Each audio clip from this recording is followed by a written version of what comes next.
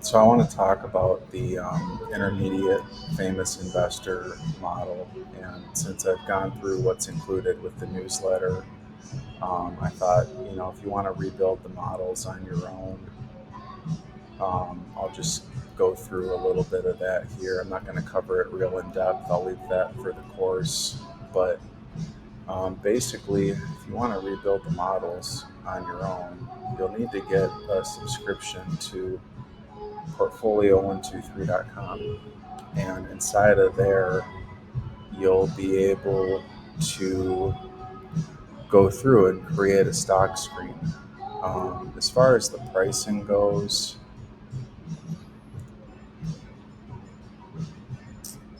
uh,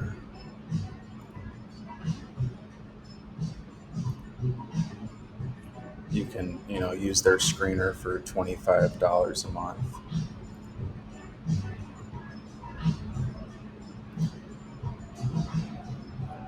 And if you want to get all of the tools with the more advanced features, then it's 125 a month. And I don't have any affiliation with them. That's just what it is. But um, so you want to come over here and you want to say, I want to make a new stock screen. Now, before you let your head, get out of whack with all this stuff that's here, don't worry about any of this. But if you want to start, learning about what's in these books that are written by famous investors such as Warren Buffett, Benjamin Graham, Joel Greenblatt, Bill O'Neill's CanSlim, all of the stock selection criteria based on the company's information. And again, if you're not a finance person, don't leave. There's plenty of information here for you. Let's start with the group that's not finance people. Just know that you know there's a lot of stuff behind the scenes, and it all lives right here. But you want to come and start a new screen, you need to tell it what it is that you want it to do. So how do we best relay this information? Well, um, I think I gave my paper out at some point for those that subscribe to the free um, trial of the famous investors. But if you don't have the paper, you can get it from my scholar, and I can link it in the members area. And if you want to look at each model, you can see the rules and the steps. So Warren Buffett, it is looking at, you know, again, if you're not a finance person, then what you want to do is basically just come here and copy, paste, add freeform rule, copy, paste. That's how you rebuild it. If you want to look at, what was built in the paper, you're rebuilding this blue line right here. So, come down to this part of the paper, copy,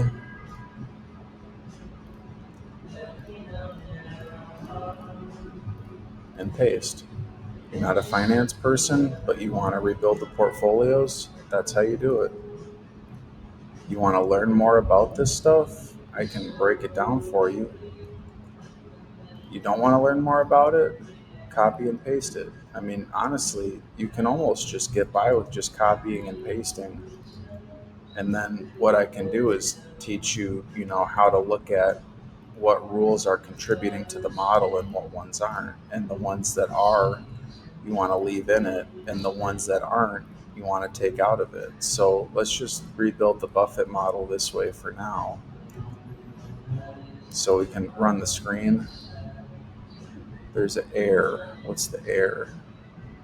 It's a typo. There's a space between the hashtags. So let's run it now. So these are all the stocks that pass. There's 20 stocks. Let's backtest it. Add every stock every month. It's not put in any values here. and let's take it at the next open, and let's take it on all U.S. stocks. Drinking some Red Bull. I was in Las Vegas last week, and I got dehydrated, and I lost my keys and a pair of headphones, but I don't drink, so that's about as wonky as I got. And I usually don't ever misplace things. I think they just fell out of my pocket when I was in my room, and I don't know what I was doing, walking around too much and trying to push my limits of how little food I could keep in my body and how long I could stay up just to like fast and know what my bodily limits were. And I found them. So probably won't do that again. But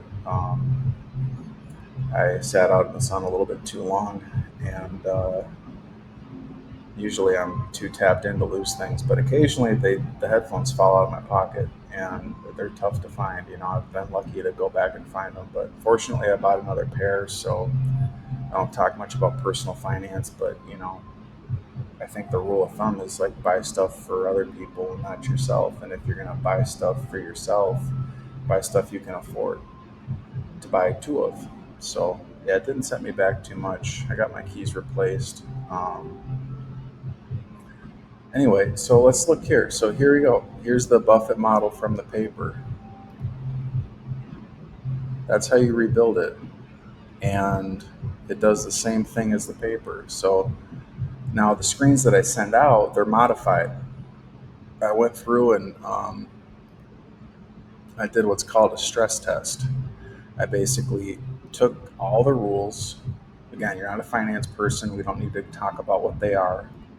But I just turned them off one at a time and I reran it. And I looked at the return. Let's keep it even simpler. Does this number get bigger or smaller when you turn that rule off? We already talked about Sharpe ratio, so you should be familiar with this term. Let's keep it focused on the Sharpe ratio, because just because this number goes up, we want to make sure it goes up enough to compensate for the risk, which is measured here. So let's just keep it on the Sharpe ratio of 0.67. Let's turn the first rule off. Let's rerun it. That's not all that I do. I do a lot more than that. And I'll try to cover everything I do in this video for just this basic version. And then I'll talk about ranking, which is what I do for all of them. And then that'll be it for the overview. But in the course, I'll break everything out even more, because when I was making the model, I had developed a track record with CanSlim. And my dissertation advisor was the one, Tarun. He said, if you're going to look at CanSlim, compare it to Buffett, compare it to Greenblatt, compare it to other famous investors. And I let that simmer for a long time. I think we had that conversation back in 2015, and it wasn't until 2021 that I gave him a call. And I asked how he was doing. And we caught up, and he wanted to continue to work, and I wanted to continue to work, and I let him kind of guide me on what was needed to do. And it was, let's learn all the rules of the famous investors, starting with who are they. Looks like it's about the same, so let's leave it off and let's turn off the next one. So this is not stress testing, this is factor model building, and I got that idea from somebody else. So let's stay with Tarun. So Tarun said, who are the investors you want to compare to? Well, Warren Buffett, Benjamin Graham, Joel Greenblatt. Those are the main three. Magic Formula. Peter Lynch also, at the time, he was one of the ones that I had talked about. And there's two others that I had brought up lately, and introduced the idea to two of my students when I was at IU to work on, and they didn't want to work on it, but I may have a new co-author pick it up. We'll see. Anyway, Lynch got dropped for whatever reason, and we stuck with Buffett, Graham, and Greenblatt. And so then what we did was we went through and looked up the books, summarized what the criteria are for Graham, there's three different versions of his type of investing. For Greenblatt, it's very simple. It's a very simple formula based on rate of change, which is momentum, and then quality. And so here the returns went down, but the Sharpe ratio went up, and the maximum drawdown went down. So let's leave that one turned off, and let's turn this one back on. And so I got the paper out. We published it in 2023, and I got to go and present my dissertation, which was with my other advisor, Neil Maroney. Tarun and I were going to do a dissertation in corporate finance, and we never finished it up. So I think I gave the idea up to somebody else, and they finished it for their dissertation. And with Neil, we worked on a paper by Andy Lowe looking at technical stock price patterns. And my undergrad and MBA advisor is the one who gave me the idea. He didn't give me the idea. He knew that I was looking at technical analysis as term papers, and he knew that it was an uphill climb to do that type of work in academic finance, which if you're not a finance person, you wouldn't understand why maybe. But I guess it's not even something worth discussing if you're not a finance person. So I'm trying to keep it simple. But it was a challenge to introduce the ideas, and the paper by Lowe was so groundbreaking and in such a high caliber journal that it gave a framework or starting point. And at the time, Neil wanted to look at machine learning and image processing, and so I said, can we combine that with something like this? And that was after I already brought it to somebody else who said they didn't know how to even approach that topic. But Neil was like, yeah, I can do that. And so we just cracked right in, and he gave me stuff to do that I couldn't do, that was over my head and was way too hard. And I worked on it and worked on it. But we finally got to go and present together in Houston at a conference called Southwestern Finance Association. And that was after this paper was published, and I was showing him the results on my laptop, saying, here's this model, here's what it does, here's this model, here's what it does. And I was replicating the paper in front of him and making sure that all the rules with each model matched what the model said it should do. Red Bull and water, got to drink water to hydrate. So he said, why don't you do a factor model? And I was like, okay. I kind of knew what that was because I picked his brain a lot in econometrics too. And we talked about, looking at regressions with, you're not a finance person. It's not over your head. You just, think about something else while I talk about the high level stuff. Think about music or jazz or dancing or something. So we were looking at, running regressions and looking at factors of dummy variables, which is like, a one attached to whatever you want to measure and a zero attached to whatever you want to measure. So I was working with a MBA who worked for a company similar to the one I interned at and worked for, who was familiar with some of that. And so I kind of already understood the concept, but basically now that we're inside a portfolio and we're not running regressions and we're keeping it so simple, it's just taking each rule and turning it on or off and seeing how it affects the returns is basically what it is. So, okay, we're looking at the Sharpe ratio. We've got a bigger number. Now let's go here. So that's just factor model. That's just one piece. And so we have to go through all these rules and look at the factor model that produces the highest Sharpe. However, we're not concerned with the highest Sharpe over the full sample.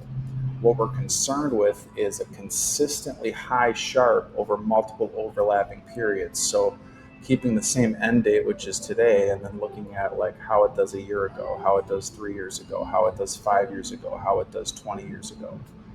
That's called stress testing. So we want the model to hold up over every time period. You can see this is very time consuming. So I've done this for every single portfolio. There's 12 portfolios. And this is just the screening rules. So that this is the second layer. And so I'll go through a few more. Maybe we can go through all of them on the factor model just so you understand what it is and how to be thorough. So if you want to go to the paper, copy and paste all the rules, and you want to go through this process with one of them or part of one of them, you can understand it better. You don't have to do it with every single one, but at least you'll have an idea of like what it is. Here we got just getting rid of this last one here. So these three rules were part of, don't, you're not a finance person, don't leave. There's different rules. It's like making a cake. Like you've got, like one layer, and then you've got another layer, and then you've got the stuff you put on top and all of that, and how you present it. How you present it, right now the cake's just in the kitchen, but it's like, what do you want? Do you want a chocolate cake? Do you want a shortcake? Do you want it with strawberries on top? Do you want it with chocolate chips on top? Do you want a cake? So think about like the Buffett models, like your strawberry shortcake, and the Canson models, your chocolate lava cake or layered cake. So think about removing each one of these rules is removing like one ingredient in the cake. So like, how does it taste? Does it taste better without this ingredient? Does it taste better without this ingredient? What about, oh my gosh, wow, this tastes so good. Now we got rid of all three. Well, how are those three ingredients related? Well, they're part of a group. Does that make sense? So I don't know much about baking, but like imagine like you got rid of like, I don't know, the flour, and you replaced it with like a different type of flour. And what's related to the flour? Like the egg. Like, okay, you didn't use the egg, you used like an egg substitute. And then you didn't use sugar, you used a sugar substitute. So like each one by itself has like a little bit of an effect, but getting rid of all three, that's where the magnitude is. So that's what I did. And so getting rid of these three, it really jumped the sharp up. Now, and by the way, you're not a finance person, now you're a little interested. What are they? It's earnings per share. So how much earnings does the company have at the end of the day? Let's look at return on equity. So what's the return the company makes? So you're not a finance person, I made you one.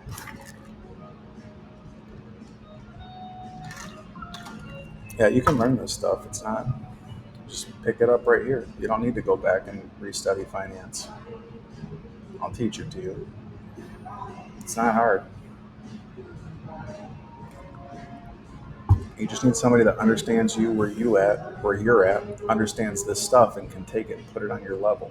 And I don't know you, but I understand where a lot of people are, and a lot of people that are very smart with various educational backgrounds that are capable of learning this stuff.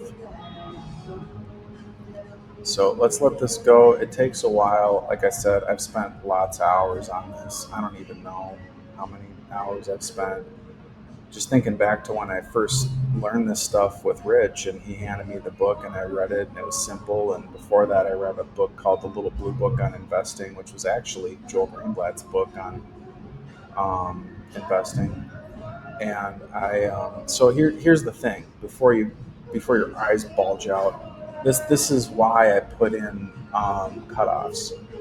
There are certain rules that will break it, and this is not realistic. And I'll take a few minutes to just explain to you why it's not realistic. Just imagine we're on the big wide road, we're going together, we're in a van, but now we got a little fork. We're still on the big wide road, but we have 181 million percent return. Why aren't we using that? So let's just take a nice little off and look at, and then get back on the road. That's all we're going to do. So the Sharpe ratio dropped right way down, by the way. So from there, we could say, I don't want to use it, but like my eyes are bulging. Like I want that return. I don't even care what the risk is. We haven't talked about like risk neutral versus risk. You're not finance, don't go away. Don't worry about risk neutral. Don't worry about it. I will take as much risk as possible if I think there's a return. All right. So we know how this works. Let's go down to where we earn that really big return on 6/16/24. And then let's look at what stock earned that return. I don't even see it. I see one stock earned 50%. So how did the whole portfolio earn 1,000%? Do you see it? I don't see it. Oh, there's nine. There's 1,000 stocks in the portfolio. So let's just sort by percent. There you go. This stock started at zero, ended at a penny, and it produced 99999. Your eyes are as big as mine. Why don't we just buy that stock? Help. No, I don't want to leave the site. I want. So if you click on that, it'll bring you to their website and show you what they do, which is actually really cool. I want to look at the chart. Look at this stock. It goes from zero up and down and up. And so this happened back in June of 24.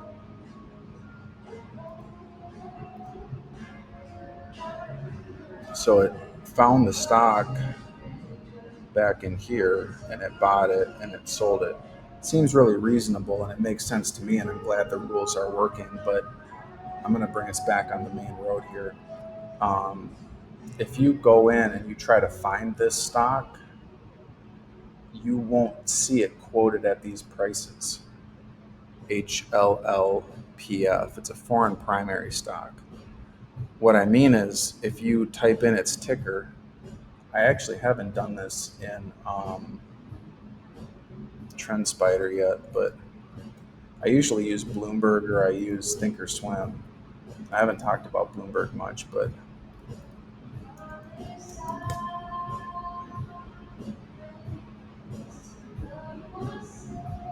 where's June 24?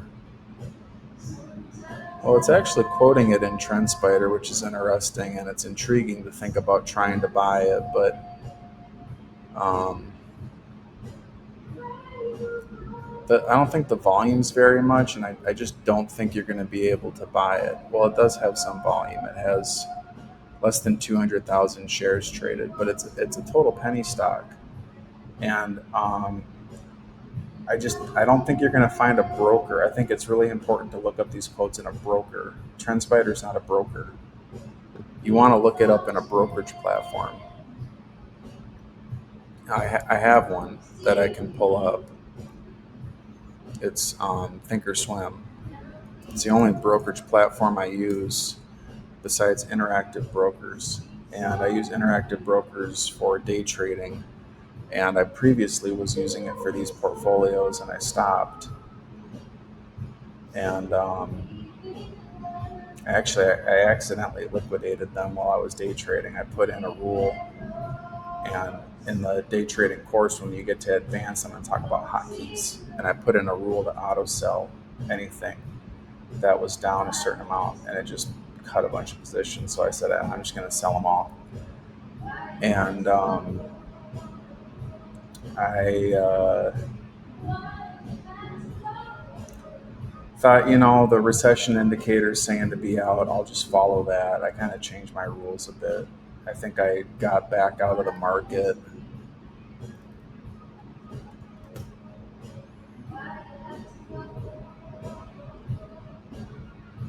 Must have been like back here. So I actually held through all this, but I didn't catch this with it. So I'll talk about the recession indicator later. Right now, Thinkorswim's installing updates, but what happens is you look it up and it'll just quote you, some crazy price.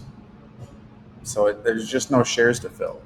So what I did when I was making the paper was if I got, a rule like that, I wouldn't use it and I just move on to the next rule because I kind of knew like deep down like it wasn't realistic, and I had actually published another paper showing a strategy like that, which I do track in real time and have been tracking, and was like geeked out when it finally in real time showed me a return like that. And I took it all the way down to like, where's the stock that's doing that? And can I buy that stock? And I went, oh, these are really tough to buy. Maybe it is possible if you had the right broker and the right exchange and there was the right way to do it, but I haven't seen a way to do it. So what I've done is like I've stopped paying a lot of attention to those. I still track them, but I'm not paying a lot of attention to them. And when I see them in the screens, I just disregard them because I'm thinking, you want to buy in a normal broker, Robinhood, Thinkorswim, etc. They're not in there. It's still installing updates, so I can't pull it up and show you. But when it's done, if I'm if it's done while I'm making the video, then I'll pull it up and show you. But let's keep factor modeling it, and then when we're done factor modeling it, I'll just briefly walk you through the stress test. So here it is again, same thing. I mean, yeah, I'd love to take this, but we can't take it. So let's go back and try again.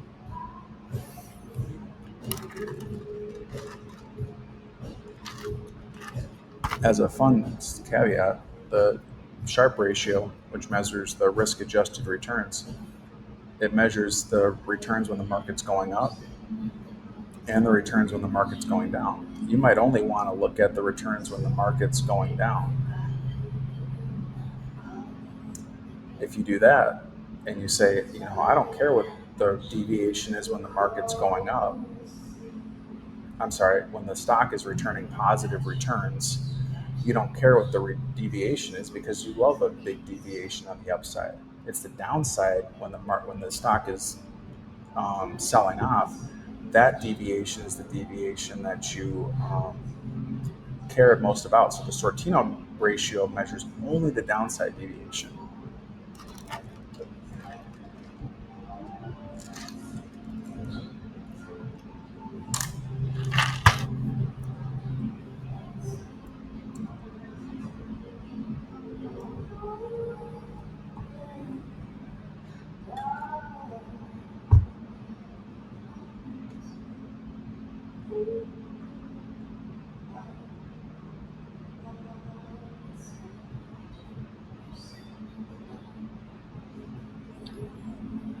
All right, Sharpe ratio crawled back up to 0.85, and the standard deviation is dropping way down.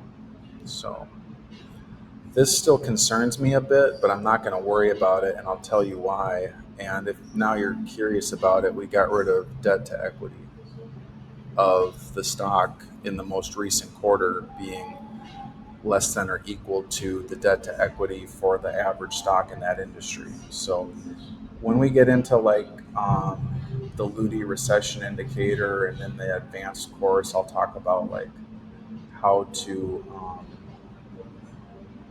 look at stocks within different sectors. And in the advanced version of this course for the famous investors, I'll talk about how to rebuild these inside of Bloomberg. And then you'll learn more about how to compare a stock to the industry, which here you can learn about it through these rules, but until you really get your hands dirty and start to rebuild it, like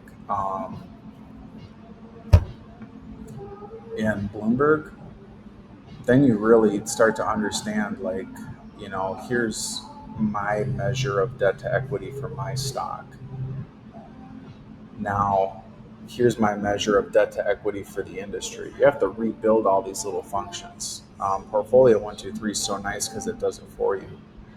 But if you want to take it a level further, doing it in a program like Bloomberg is going to give you more control over the data. And then eventually, I hope to, on top of that, start to do it in my own programming language like Mathematica with either my own data feed or with Bloomberg integrated data. So here, now the Sharpe ratio dropped down a little bit, but the returns jumped up a lot and the standard deviation jumped up a bit. So let's just keep it focused on the Sharpe ratio, and we're just doing a factor model. And it took us about a half hour. So I love to sit at the computer. Sometimes I talk with my advisor about like, you can just sit and work, and it like 6 hours go by and it felt like 30 minutes. And I love working like that. You just get into a flow, and like when it's just constantly on your mind, that's the time to do it. Otherwise, you just don't get it done. And honestly, like, I hate to take work home with me. I used to do all this from my apartment, and it just got so stuffy. I ended up moving all my stuff into an office at Lifetime Work, and it's worked wonders for me just to create that separation between work and home. And so when I go out of town, I'm looking to go to Miami this weekend. I'm not going to take any of it with me.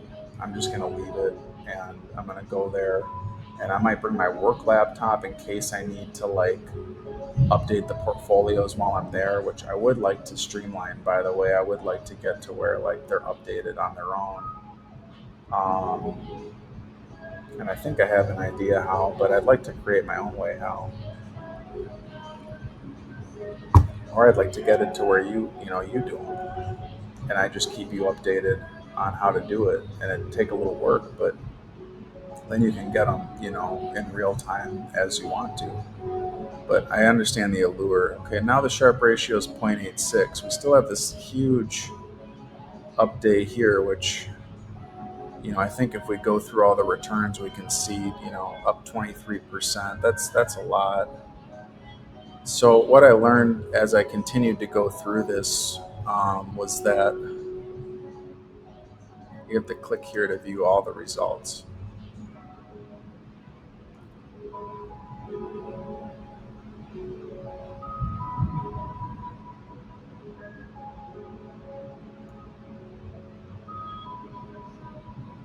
So just this 1 month is the only month that's a little high. And again, we're investing in 1,345 stocks. I don't want to buy 1,345 stocks, but going back to 2023 and walking forward to now, this is what I went through. It was like, how do I buy all these stocks? So 29,000%. Again, it started at zero, it went to 0.28. I don't want to leave the site and look at that stock, but it is interesting to look at those different charts. So here's where the issues are is like, okay, Thinkorswim's open.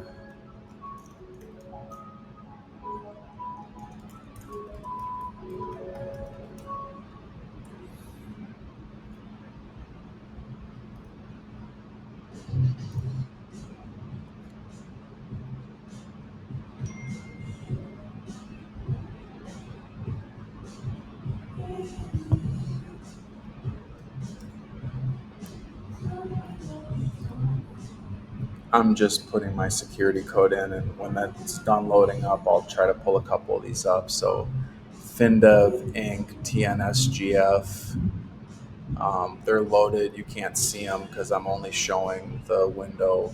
And got a really powerful Mac, actually. I bought a really nice desktop when I got a research budget at IU after grad school. And um, I've kind of always liked Macs. Most of the finance applications run on Windows, especially if you get into like the non random chart patterns.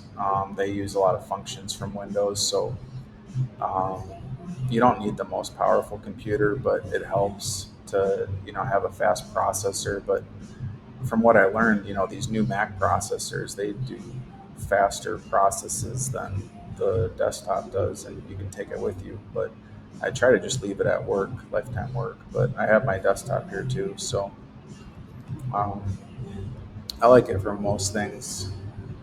Um, but you want to get into those deep finance applications. Windows is kind of where it's at, but you can mostly do most everything on the Mac, other than a couple things. So let's not talk about that right now, but let's look at FinDev and HLLPF, right? I'm going to look them up first, and I'm seeing that um, well, it does look like it went up on.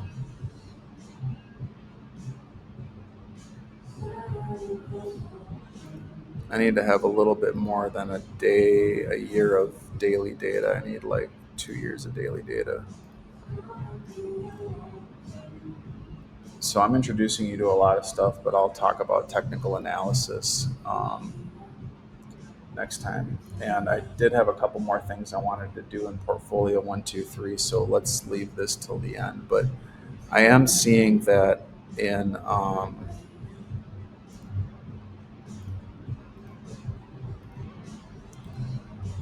June of 24, it did go from 0.0004 up to 0.009. So it went up about zero point 0.6, but I'm not fully convinced you could buy it. Maybe you could. Actually, there may be some real opportunities here with the penny stocks, and I haven't even explored them yet. But for most everyday investors, let's just set them to the side for now, and that might be an opportunity worth coming back to. Um, So let me just share my screen on Thinkorswim. And now what you can see is that, if you're not a finance person, don't worry about it. I can turn all the indicators off and I can make it just take up one pane. So let's go back to June. Here's June. Where did it buy the stock? It bought it in June when it was basically zero. Okay, what's the volume?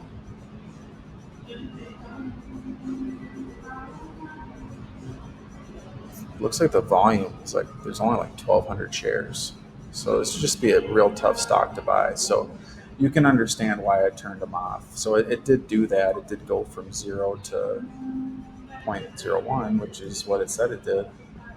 But it's going to take some work to get that to where it can actually be usable, and it might have to be something that just comes at some point when it's just like all of a sudden, oh, it makes sense. You learn something from somebody somewhere and you remember back to it and you say, oh yeah, I remember when I was looking at that. So this one was December of 2022. So we need more data.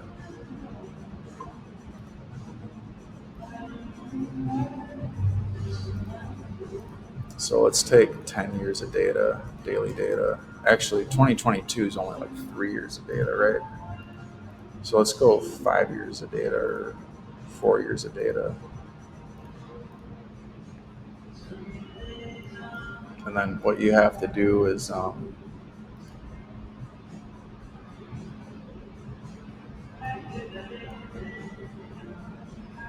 so you can see right here, that's the date, 12721.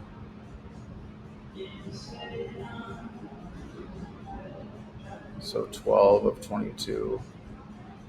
So yeah, I kind of bought down here and then it sold it up here. Actually, that really worked out. The volume was 8,000 shares. I don't think it's impossible to get these, but for streamlining it in a newsletter, it's not something that's very practical. So we'll come back to that if that's something you want. I'll keep working on it for you. My goal with this right now is to get it to where you understand it better, and then also like to get it to where you can use technical indicators from the day trading course to try to figure out like what stocks are going to pop. And so instead of investing in all the stocks, you're investing in like select stocks, because there's no way of knowing like which stock is going to pop. But if we could like narrow it down to try and figure it out, obviously we know they're the penny stocks, so we only want to buy the penny stocks. I think we could narrow it down. So let's run the back test now. Do we want to save it? I don't really want to save it. Let's just call it, Buffett dummy video. And we're calling it dummy because we were talking about dummy variables. So well, there's nothing there. So let's rerun it now. It's buying all the stocks. I don't need to save the log. It's rebalancing every 4 weeks. We have the factor model built. Now let's stress test it.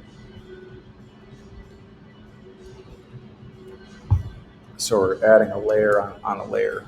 We have the screen, we have the factor model, which is optimizing the Sharpe ratio. Then we have the stress test, which is saying make sure that it holds up over overlapping subperiods and doesn't only work in that one big pretty little window. You want it to work over multiple windows so that no matter how you dice it up, you're going to get a good return. And then you want to keep evaluating it in real time so that you're confident that the returns will hold up. And that's why when you do that, you end up with returns in real time, like the ones that I showed you before. Like I started in July, I started tracking the stocks as they passed the screens, and I'd add them to a portfolio. And then I would see that the portfolio that I was adding them to was really close to the screen. So that's how I knew that it was good to send out as a newsletter. And then I started to invest real money, but it was really poor timing.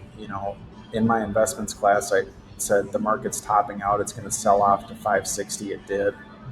And then I looked at the prolonged yield curve inversion, which I had set aside 5 years ago, and said, oh, that's actually a recession indicator. Oh, we need to be out till October. And then I accidentally sold the positions after the market had regained most of what it sold off. And I said, I'm just going to stay out till October. And that's a good lead into the recession indicator. But also, I think that some of the technicals that I'll teach in the options and futures course that are linked to the day trading course, I'll go through the indicators in the day trading course because that's where I use them. But it'll overlap with options and futures, and it'll overlap here. So I hope that ties it all together. And then the dissertation non-random chart patterns will be usable here also as a separate piece, as well as day trading, as well as options and futures. So there's two different technical strategies. There's the automated chart patterns, which I haven't talked about, and then there's the technical indicators that I use. And among the technical indicators I use, they're applicable to day trading, to famous investors, to options and futures.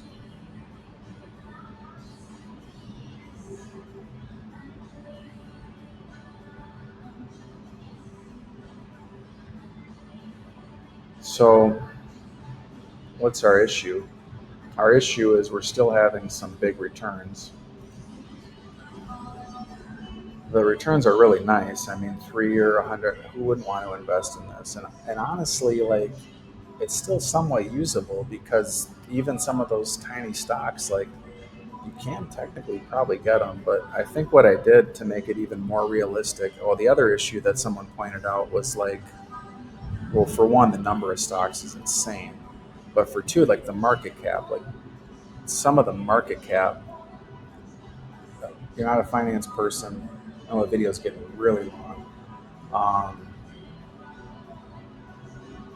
it's just showing you how large the company is. So, like, some of these market caps, it's like 1.46 million, zero point zero 0.01 million. That's in like the ultra micro caps. So, what we want to do is we want to add a rule here. This is beyond the paper, price above $1. And let's see how that takes care of those penny stocks. It should take care of them. The other thing that I'll cover inside the course that I won't cover here is adding a volume price momentum indicator, which I gave a talk about recently. And actually, it adds about 300% return, total return, while reducing the risk. So it's worth adding on there. The Buffett model, the Graham model on all stocks, I don't think it adds to the return, so I took it off. But, this should definitely get you started. And it's free video, so I mean you can totally use it. But if you want to go through more about like um, staying up to date with how I currently track the portfolios and getting it as close to the portfolios that I send out in the newsletter, then you want to do that in the course. So now it's 1,700%. So that took a lot of the returns away. But now I know like I'm gonna get the best model, and for the most part, I'm winning. A couple times I'm not winning. And this is the Buffett model. So obviously, I go way farther than that in the newsletter. And this is almost a good stopping point, but I just want to introduce rankings. So you can take all the passing stocks, and instead of buying all of them, you can say, I want to rank by Buffett's criteria according to portfolio 123. And I only want to buy the top 15 stocks. So this is getting it like closer to where I'm at, but still, I haven't stress tested yet. So I'm going to wrap this up really quick. It's 44 minutes in. I'm going to take another 5-7 minutes total to wrap it up, and you'll understand what stress testing is, and we'll be done. And I probably won't post another video on this. I think this is for fund managers and more active traders and investment professionals and those who want to know as much as possible about the stocks that pass. And it's 147 one time. It'll walk you right through it, but you need to have a portfolio 123 subscription In there, I'll rebuild VPCI, I'll rebuild the famous investor portfolios from the paper, show you how to use a ranking system, how to create your own ranking system so you're not just using portfolio one, two, threes, talk about the rebalance frequency, um, talk more about stress testing. So now we're well on our way. This is actually a pretty good model, but I don't think this is exactly the model that I used. But so far, I think it's good. And the market cap, there are some tiny market cap stocks. So the last piece I would do is I would say, you know, make sure the market cap is at least 150 million. And as far as like the actual Buffett model that I use, I don't think it's quite like this, but this is basically what I did to everyone.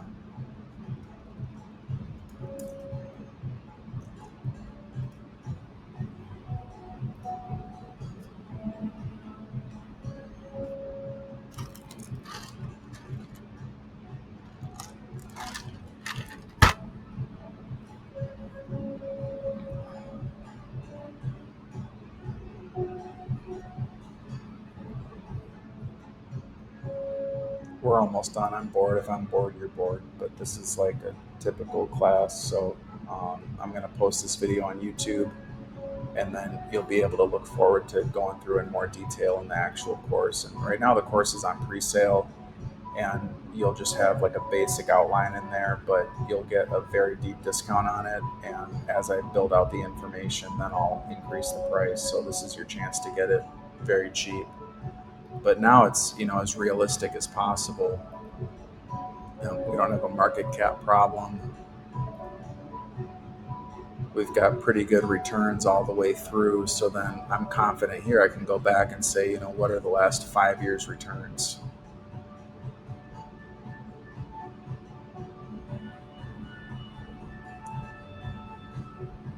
This is what I did to every model is, I took the rules that I came up with. I made sure that the stocks were as realistic as possible, that you could actually buy in a realistic amount, and that, they beat the market over the long term, but also the short and intermediate term. So now, the 5 years, 3 years, 1 years, this is a good model. This is almost better than the model that I sent the newsletter on. I should probably change it.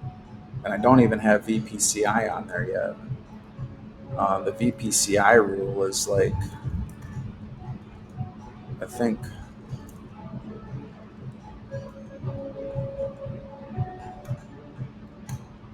I have it built out in here. It's like better than negative zero point 0.5 or better than negative zero point 0.4. I haven't talked about VPCI. VPCI is like a momentum, which is like you roll a ball down the hill, the faster it goes, the faster it goes. This is supposed to help you pick up momentum, but like I said, on the Buffett model, on all stocks, it doesn't do that. So I don't actually use it there, but it still does it.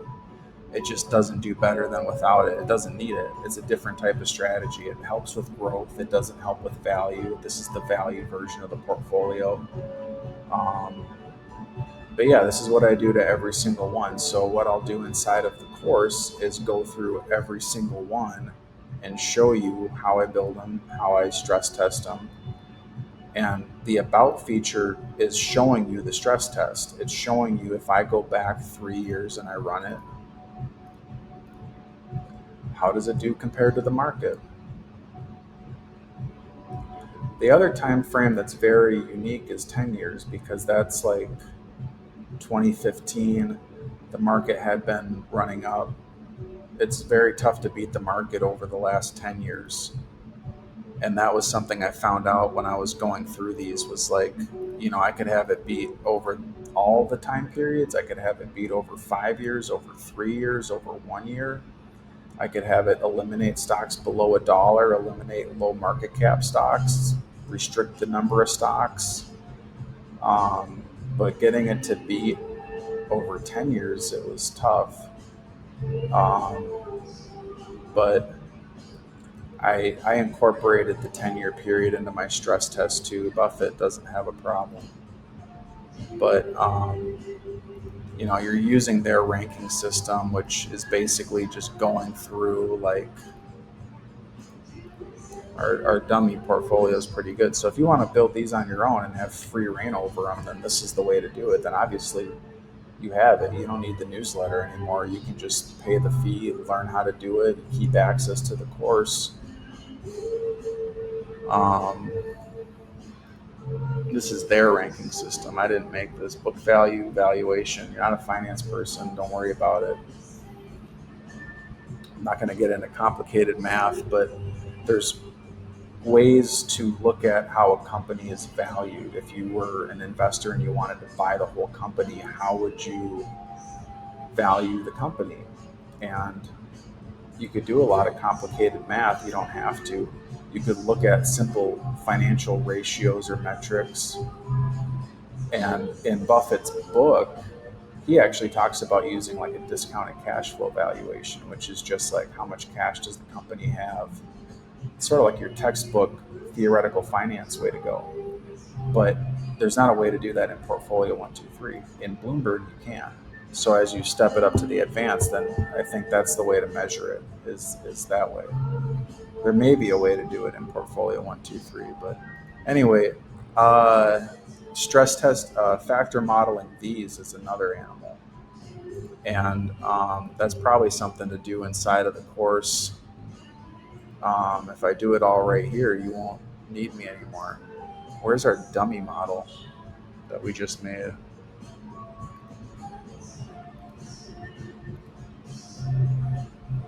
So I actually rebuilt my own Buffett model after I went through and read the book again. I went through all the information again, and I tried to understand how he did things and like simplify it even more, and then build it out in a factor model. And it's not perfect, but I think it does pretty good. I wanted to make it my own, rather than send something out that was theirs, but theirs is very in depth. And I think taking it into Bloomberg, I talked about the advanced recession model and looking at, what sectors are doing well. Within that, I want to talk about what strategies per sector, and part of that is looking at discounted cash flow. So I think that's a piece I can just take out of there and put right in here. The other piece is looking at like CanSlim as a sector model. So that's what you get in the advanced recession indicator, and in the advanced famous, you learn how to rebuild these portfolios. So you can, start to put the two together for more like enterprise level solutions. So yeah, 1900%. Is that what we already had? I don't know. It might do slightly worse. It does do a little bit worse. I think their screen does better with the. But I also have different rules in the one that I actually use. So maybe we could just go over to that. 10 years is the toughest test. So let's check out the 10 years. Then let's look at the one I actually use. And then let's wrap it up. 53 minutes is way too long. But hopefully this gives you real clear insight of what you get in the course. You get to learn how to rebuild them all on your own. Almost no difference on 10 years. Yeah, actually, it's about identical. Oh, because I'm using theirs. So this is the kind of stuff that I do when I'm just sitting around doing nothing. It's nerdy, but there's a carrot at the end of the stick. It's you want to find something that works that you can use, and ultimately you can help other people with. And I plan to start investing in these, and I plan to start figuring out what stocks you can buy. Yeah, so this, you got to use theirs with theirs, but that's what we built. But obviously, you could go in and you could start to peel back the layers more and start to change things and make it your own. So I might start to send this one out. This is a really good version of the Buffett model. And again, you get the newsletter. It shows you all the holdings. You just want to make your allocation match the holdings. Let me quickly take a look and see, because I recently went through all of these. So my Buffett model is different. I take out all the over the counter stocks and I look at price above $1, but I didn't remove all those earnings items. And then my ranking system is the one that I made. And I'm rebalancing every 4 weeks, but I'm only buying 10 stocks. I think this does better. So yeah, like you open Pandora's box, you start to you start to factor model the ranking system. Then you have to go back and factor model all the rules again. So isn't that fun? I mean, you change the ranking system up, you change, the central nervous system of it, and you got to go and rebuild the skeletal structure. So um,